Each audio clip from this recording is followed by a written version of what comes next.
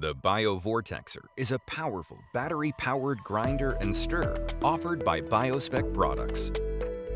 The BioVortexer is a battery-powered motor drive designed to rotate stirring rods or our unique patented Spiral Pestles, which are designed to homogenize soft samples inside our matched 1.5 milliliter microvials.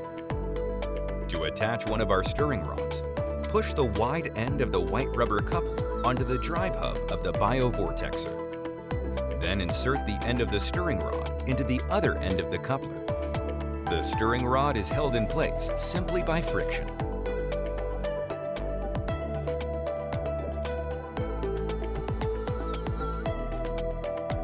To use the Spiral Pestle, first install the black rubber coupler and then insert the tapered end of the Spiral Pestle into the other end of the coupler.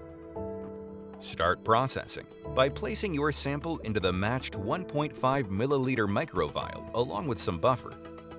Here we are homogenizing a few milligrams of muscle tissue.